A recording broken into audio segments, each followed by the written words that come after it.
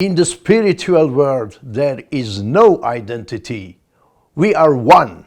Do you remember when we first met, you mentioned that it takes just a minute that you, a human being, become an animal. And then, when you said it to me, I have not told you my story with that. That was the story of my mother. She told me when I was only 5 years old. She was in Auschwitz, in the concentration camp. And then she told her son, me, that just a minute that you become an animal, and not the guards are animals, but we, the prisoners, the people without anything, just a minute, and we all became in the concentration camp animals. You are a noble person in a family of a noble family, a Christian family, and the very same words you use what my mother used. Is it because you are a wise man and your wisdom is coming from the books, or you also had experiences like my mother?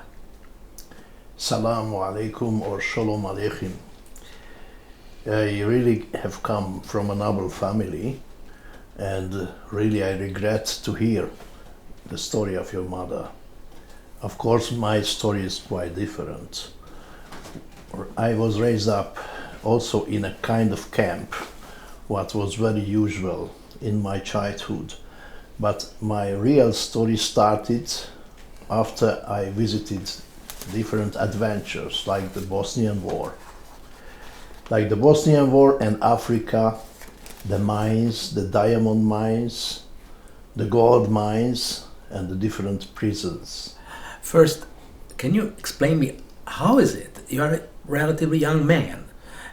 It's not just politeness, but really. And in your life, how could you do these many things that minor, are very minor or what? Why? Yes, or the owner of the mine? My whole story, so the interesting part of my life started when I got the sclerosis multiplex, and my left part of the body has been paralyzed. Until this point, I was just making a usual life, going and working in different offices. But after that, I was asking myself how to continue my life. Really, I didn't want to live, but I didn't want to commit suicide.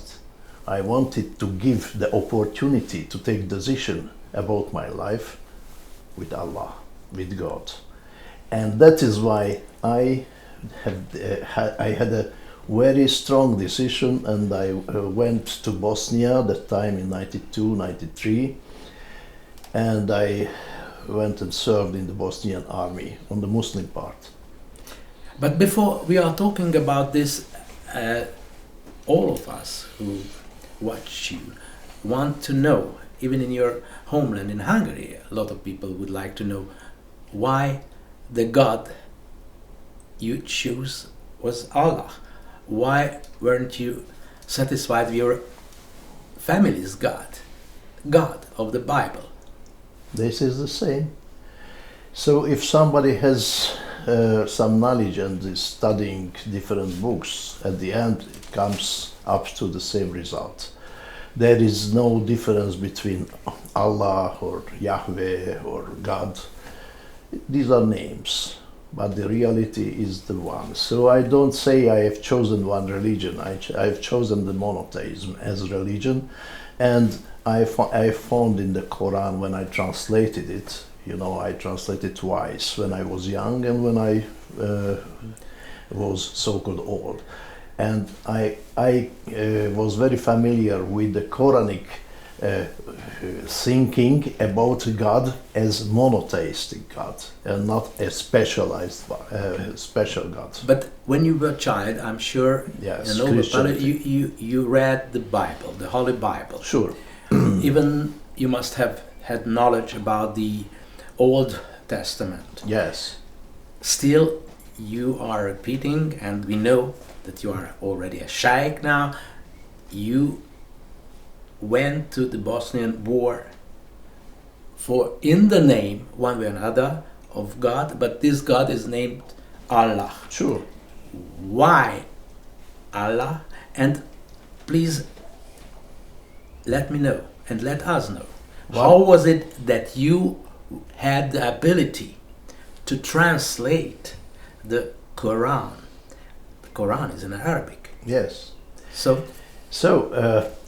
see, at first there is no difference between God and Yahweh and Allah. And also whatever is compulsory, you don't have sense to do it. So when I was in a Christian family and Christianity was compulsory, of course you are not feeling nicely if you have to follow. When I was in a university, I stayed in a student hostel in one room in one Sudanese guy.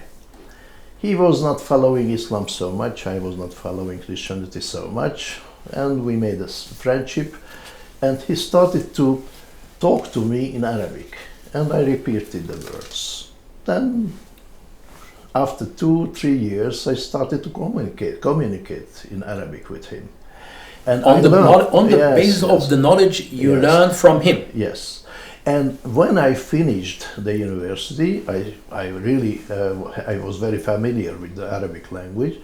I started to ask him questions that what is the top of the Arabic language? And he said that it is the Quran.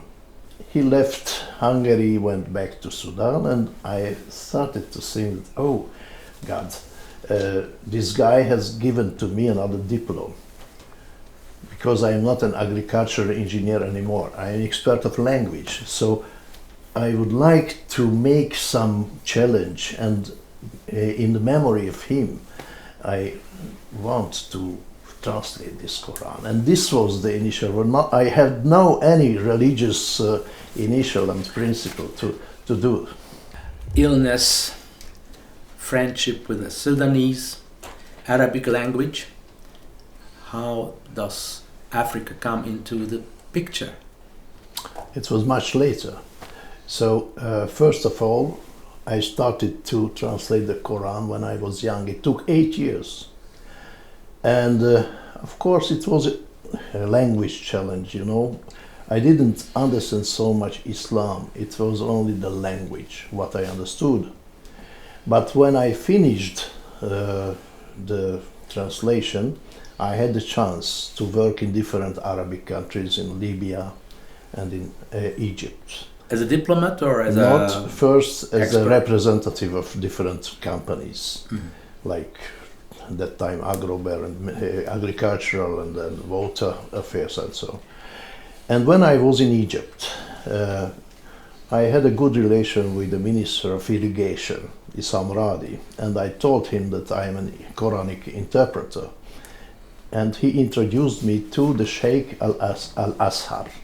Al-Azhar is a theological Islamic center. And at that time the Sheikh was called Jad al-Haq, Ali Jad al-Haq, and we met.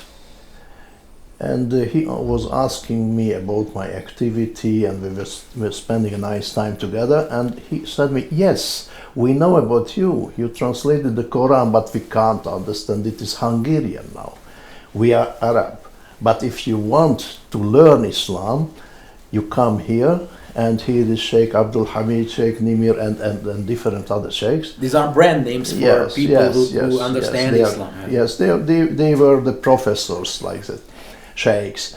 And you come after you finish your work, daily work, and they will deal with you. You know, Al-Azhar has that time it had two different courses. The normal courses, like university, in the classrooms, and also the classical one, there among the pillars. Pillars means that there is a big place where people go for worships, and there are pillars, 26 pillars, and at the bottom of every pillar there is a sheikh who is the professor of his discipline, and he is dealing with the students on the basement of the dialogue, speaking in different matters, like usul al-din, I mean the basement of the religion, or aqidah, doctrines, or sharia, or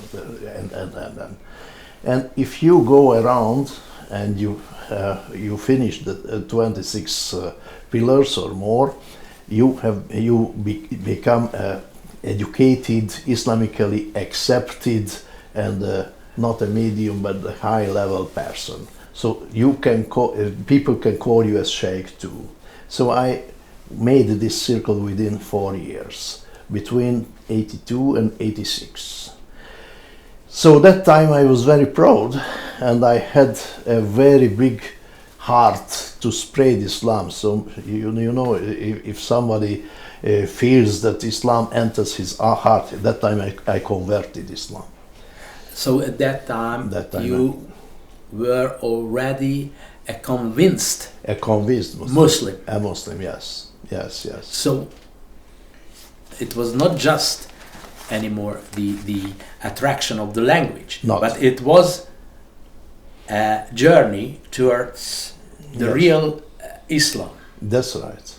But why? That's what I want to know. Why? If you start to understand one system, what is giving answers for your life, not only about prayer, but about everyday life. You know, like it is like the martial arts in the far years, like the judo, jiu-jitsu, like kung fu. You know, on every action there is a counter action. So if there is any issue from life, there is a response how to give answer for this challenge. That was what Islam helped me to organize my life, because of the doctrines, the legitimate parts, and so on and so on. So in case that time what I spent in Egypt, I spent in for example in China, in Tibet, maybe I am a Buddhist now and a Lama, but God opened me this way. So I never say that I was the one who chose this way. This was what my destiny, my fate, my life was opening for me, and I just was making a so-called tawakkul. I let myself on this way. But after that very successful journey, you must have dived into the hell, because we just started with the experiences of my mother and your personal experiences. Yes. If I don't know what is coming next, but I ask you, why let you, Allah, God, dive into the hell after that? Thanks for him. If I don't dive on the hell, I will never find him so deeply. Sometimes in the hell you will find the real way to the heaven. What happens? Because after my studies, I came back, established the Hungarian Islamic community, and so on and so on. It is not important. What is important? The Bosnian War. That was the hell. That was the hell when we were fighting between each other, Serbs, Croats, and Muslims, killing. And the strategical points were the churches and the masjid, the mosques. How it comes? Why churches, mosques are strategical points? Of course, because people like priests, like sheikhs, were firing people. Go! Fight for Serbia, the great. Fight for Bosnia, the Muslim. Fight for the Christianity, the Croatian one. And people fought. And after that, including you. Yes. And after that, and also I saw that the pubs were the places of the real peace. In the pubs, people never entered with ideology, with religion. They were drinking peacefully. Even in Bosnia. Yes. Even in wartime, nobody knew that who is Muslim, who is Serb, who is Croat. Just speaking, and then everybody went back to the front lines and they killed each other. And it came to my mind, no more religion, even not Islam, no Christianity, no Orthodoxy, and I didn't put my leg to any religious part of the world, and I refused to enter the mosque. So I started to deny something what is driven or what administrated or what is operated by priests. In my mind started to be the difference clear between the faith or belief or religion. I am not religious anymore. I have a faith, and that is right. And faith has no church. It is the problem. But you still are considered to be a respected person in the Arab world, in the Islamic world. But what you say, I don't hear from any Islamic politician or any Islamic or Muslim religious leader. So how can you explain that what you say can be accepted one way or another in the Islamic world, and we do not know that people who live there, and they also are scholars, would ever dare to say what you say now? These scholars have never been in wars, these scholars have never been in mines, these scholars, they were just sitting in nice chairs, drinking coffees and teas. But when I survived these kind of situations, it came to my mind the life of the different prophets, not only one, and their life. And it was clear to me, Moses was not a Jew. He didn't come to Jews. He came to the humanity. Of course, Jews, they made a policy from their part from Moses, but he never came to one nation. Jesus, he was not Christian. After he was crucified, anything, okay, people started to call this kind of ideology Christianity, but he was not Christian. He followed the faith. And also Muhammad. Muhammad was sitting under the tree, and he had a strong faith, and people just were gathering around him. Pagan Arabs, Jews, Christians, and he never said to them, "Hey, stupid." He said, "Hey, come, hey, come, hey, come," and he treated them as equal. And this is the faith what strengthened inside me in these kind of situations where people have become animals. But the wish is inside you to become a real man again. You know, even according to Darwin, it takes thousands of years to become or to convert from animal to man. It is very difficult. The way back, the return. But even one moment is enough, as your mother said to become from a man to animal. Yeah. And this is a strong evolution. But if you go in that way, the way of evolution, you will understand the prophets and you will refuse the religions. As far as I understand your words, and I hope everybody who listens to you would understand that you believe that the mankind can be united, at least the part of the mankind who believe in God, that they will be able one day to forget the religion art of the belief, but they will only focus on believing in the creation and believing in one God. But here and now, when we speak, most people who are Muslims, I would rather bet that they still think that their obligation to concur that what their interpreters say, that there is one God named Allah, and it is the only God. And a lot of non-Muslims would say that these Muslims are dangerous on us. So here are we now. How would you dare to go on your way if you look at the situation in the world right now? The question is very simple. Would we want to survive or not?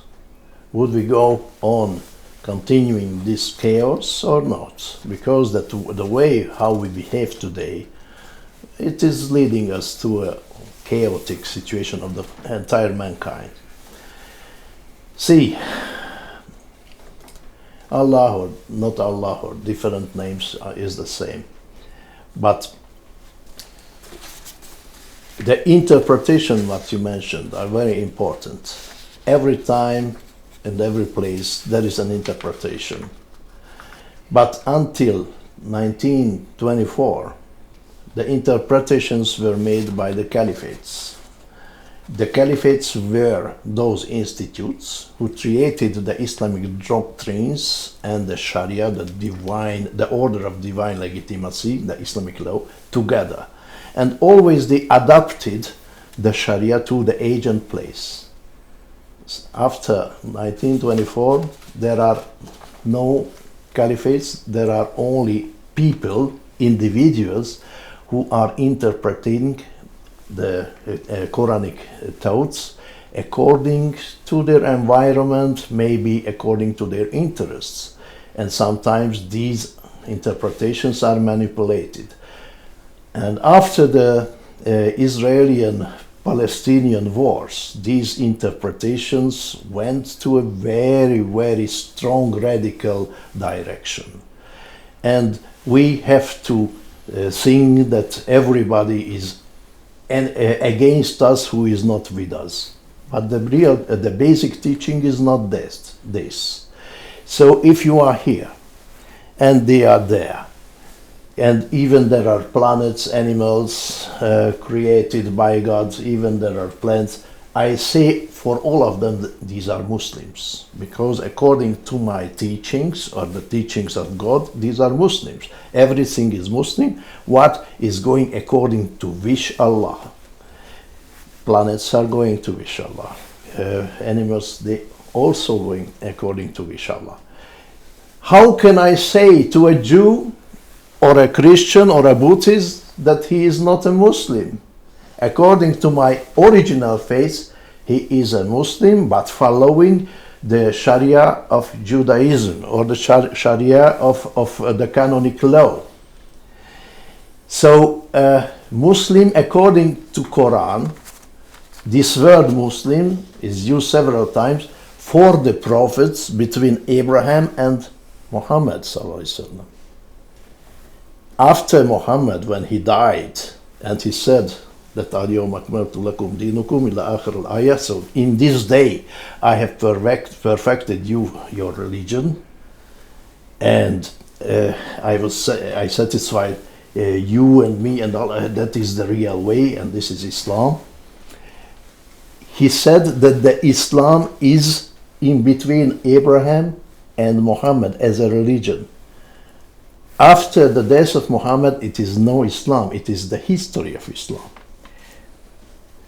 Clear. And we are following now historians and not prophets. Yeah, but both the critics of Islam and the interpreters of Islam who say about themselves that we are the real interpreters of Islam. Of course. All of them, even including you, yes, are looking at as source, the resource, original resource of what you say, what they say, the very same text, the Quran. Is the Quran, according to you, such a tricky text that you can interpret this way and the contrary?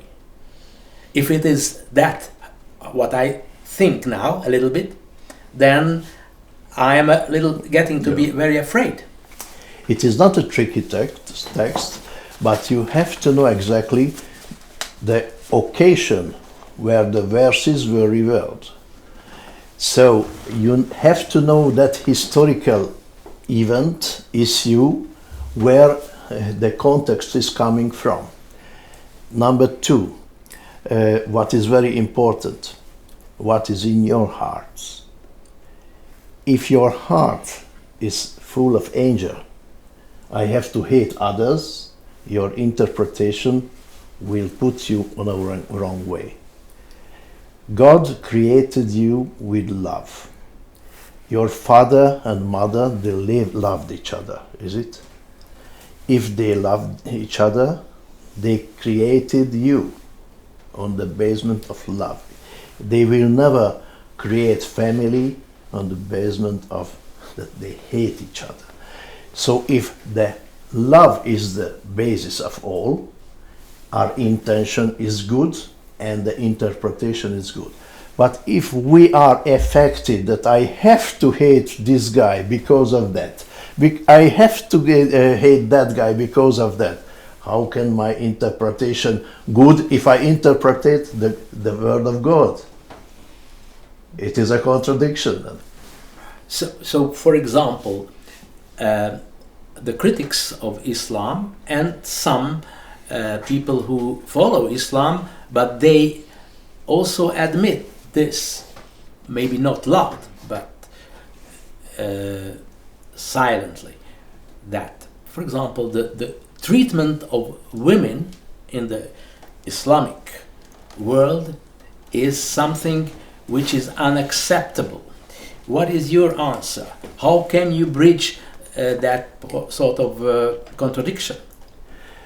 The treatment of women, what do you mean? That they have to wear this or that? That is national clothes is what has become Islamic. At least in the Western world nowadays, many countries, they forbid the wearing of scarves. In the Quran, there is nothing about the hijab, I mean the veil on this way. But exactly it is written that women cannot attract the attention of people. I mean, they have to wear dresses what is moderate. But it is the same if I blame the Western world that they put a nude girl beside a motor car for advertisement. Also, I undervalue the creature of God if I do this way. The thing is not like that. The thing how I treat my wife, my daughter, my other women in the society. You personally have wife? Yes. And children and everything. I have children. I have 7 children. And how do you treat your one wife, or you have? At the moment, I have no wife. No. But I had wives. I stayed. Several wives? Yes, several wives. I had 5 wives in Africa. So show me the example of yours. How do you, as a Muslim person, a man, a Muslim, or can I say that we are all Muslims? We are all Muslims. But you are especially. We are Muslims because we are men. Man. Okay. So a Muslim man. How do you help or treat your wife, former wives, children? Do they live together? Do you live with them, or how? No, I live separately, but I support all of them, even if we were. Is it an obligation of a man? Of course, it is. What about if a Muslim woman would like to divorce you? She has no right to divorce according to the Sharia, but she has other rights. She can ask me to divorce her, or if I am not ready, she can go to the Sharia leader of that district and ask him to delete the validity of the contract, of the marriage contract. This very Sharia is coming directly or indirectly from the texts of the Quran? Yes, it is coming from the text of Quran. How can you live with that? Very easily, because every age there is a law, and every place there is a law. We are in Europe, and our law and our legislation is European. And as a Muslim, I have to accept the majority. أمرهم شورى بينهم. So in my Sharia, the Shura, my parliament, has to take the decision. Even if I have my own Islamic religion and the Islamic legislation, so-called, or jurisdiction, I cannot practice it if the majority is practicing a different law. How is it that most Muslims, or at least according to the media, Muslims living, or Arab people first of all, living in Europe or in the United States or North America, non-Muslim countries, they pretend not to accept the law of the majority society, but they look at the Sharia of their own country as something which is to be respected, only to be respected, Yes. wherever they are. According to my understanding, it is a mistake. Why? Because only one law is functioning in one country. So if the majority is represented by people, is called parliament, or even Knesset in Israel, or Shura. Okay, if I have representatives of Muslim in the parliament, okay, let's fight for our rights, and let's put them in the front line, and let's agree with the Shura people there that our rights will prevail. But if the majority has different opinion, as a Muslim, I have to follow the law of the majority. If I don't like that law and obligation or regulation, I have the right to migrate. Because Allahu wasa, it is said in the Quran that the earth, the globe, the creature in the earth is very expanded. I have the right to go anywhere where my conditions are good for me. But I have no right to fight for my rights. I have no right to establish parallel societies in one society. That is not the way. How would you treat, with words, Muslim activists who are called themselves Islamists and who fight in the name of Allah and for Allah, the way that they, with all tools, all means, want that other people, non-Muslims, convert to their faith? My second translation, the old version, took 30 years, as I mentioned, and one of the main objectives was to put the terminology of sin together and to make the understanding of sin equally. So today, if one side is saying that is a terrorist, the other side is saying that is a heroic person. No, the hero. So if somebody is killing a human being, he is a killer. Murder. So all my explanations and interpretations is going back to the value of the human life, no matter who is the human. Of course, if there is a crime, if there is a judgment, it's a different case, but one can never judge the other. So, answering your question, if one saying, as I am in the name of Islam, I do this, he has no right. He is a criminal. Because he has to ask other question, not to make more Muslims, but how can I serve humanity? It is the question I have to put up every day to myself. Because in the Quran is saying that akramakum indallah atqakum, the one who makes the good, who is humbled, who is serving other people, he is the one who is before of others in the rank of Allah, in the level of it. So Allah is never saying that the Muslim is before the others, or the Jew is before the others, or the Arab is. The man who serves the others, who is putting more good acts, it is the one. So if an Islamist, as you said, is doing that kind of act, he is the last at the evaluation of Allah. Mm-hmm. The hatred, what is leading him, and not the good. Yeah.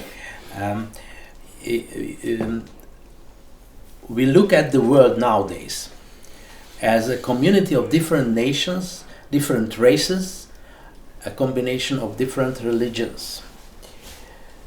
What Allah would say according to Muhammad, or what Moses according to what the Jews say, or even Abraham according to Christians, Muslims, and Jews, they have not identified, these prophets have not identified people by identity, no?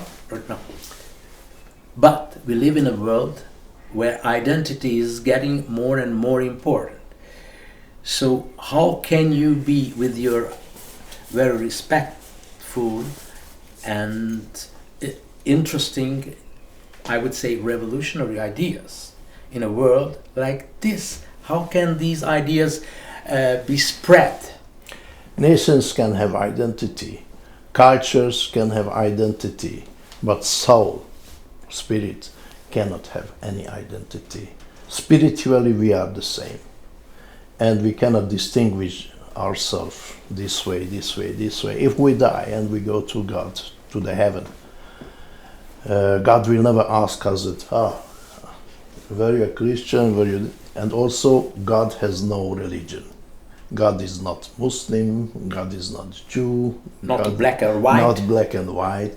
He will, if we believe God and in our faith, He will ask question what shows our value, what did we do, what were our intentions, what did we want, and how did we serve the humans and His creatures. He will not interested to our affiliations, political belongings, anything else.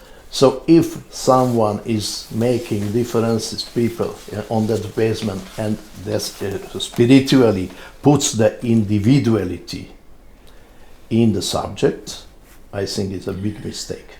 So what is your actual plan?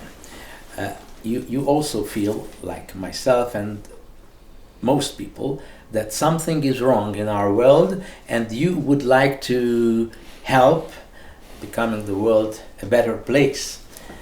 In the world where anti-Muslim feelings are getting stronger and not weaker, anti-Jewish feelings are getting stronger, not weaker, and anti-Christian feelings stronger and not weaker. See, so what is your mission now? Do you have a mission? Because you are a missionary. Sure. I feel that duty on myself. So let me go back to the question of identity. I lived so many years in Africa, and I saw Bushmen.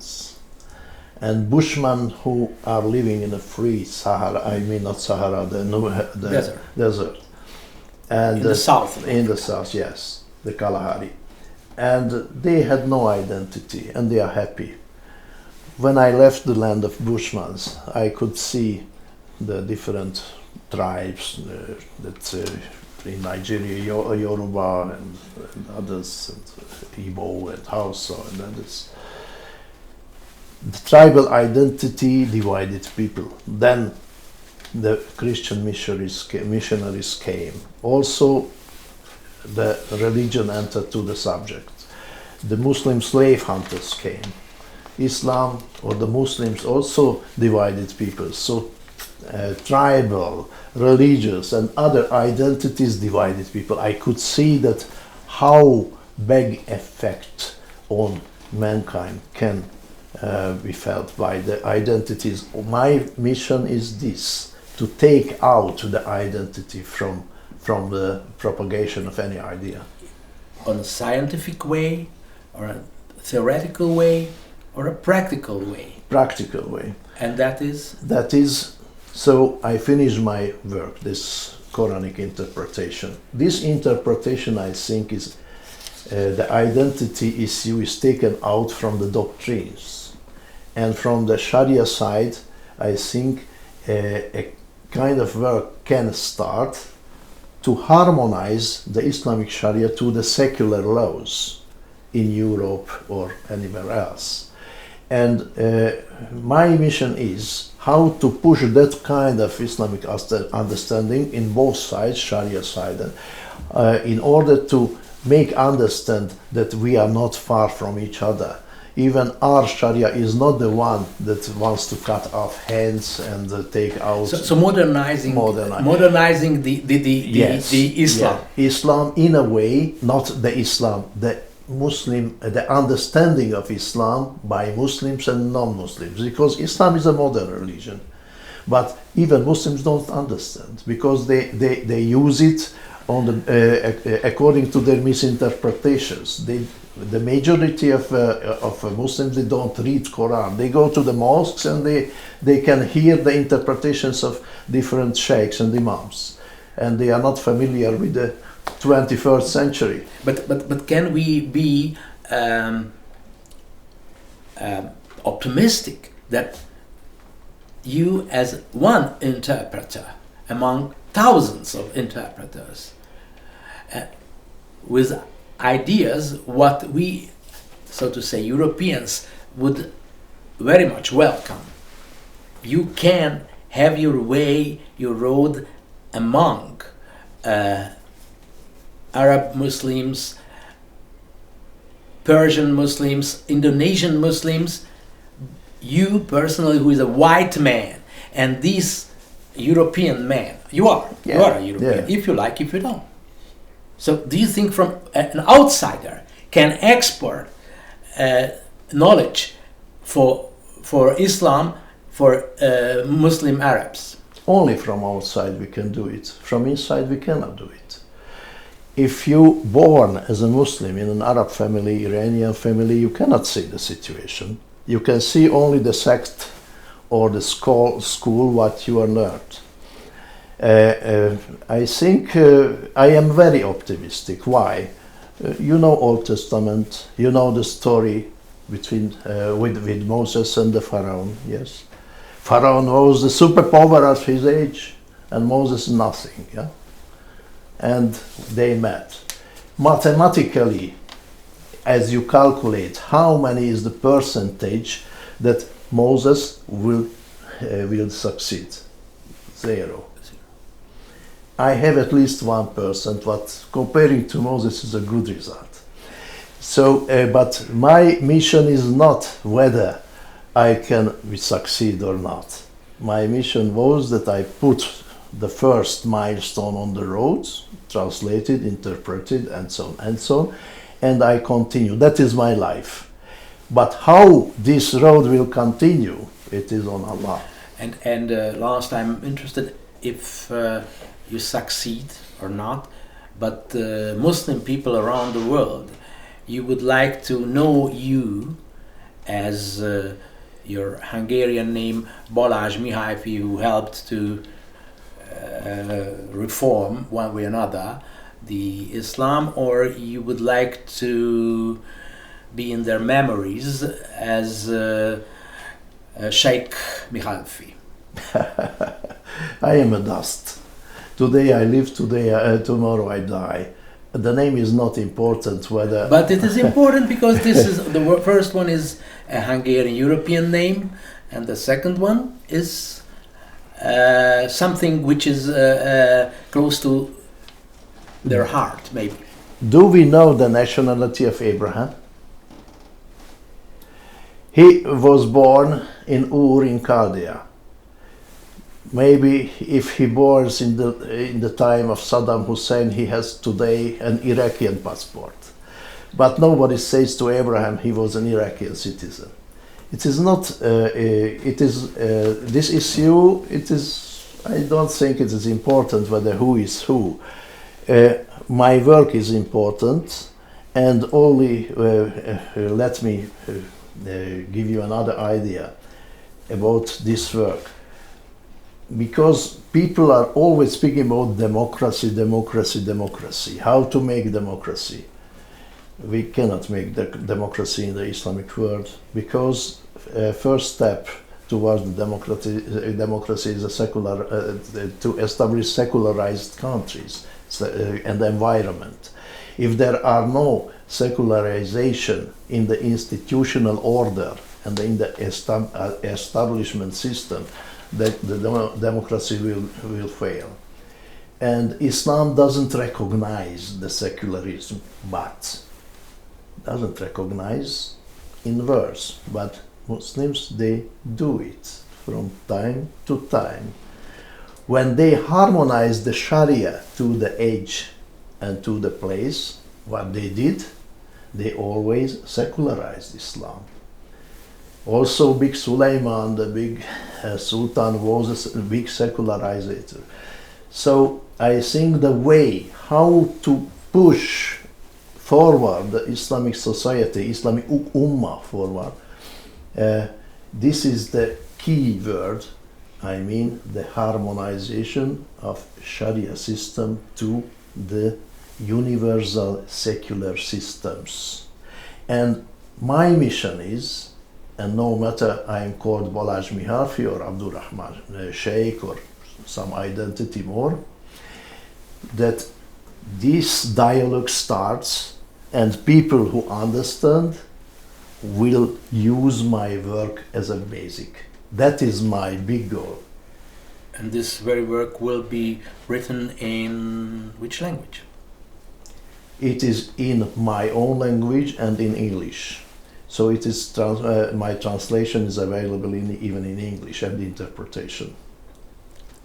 The Islamic Ummah has 1.5 billion person.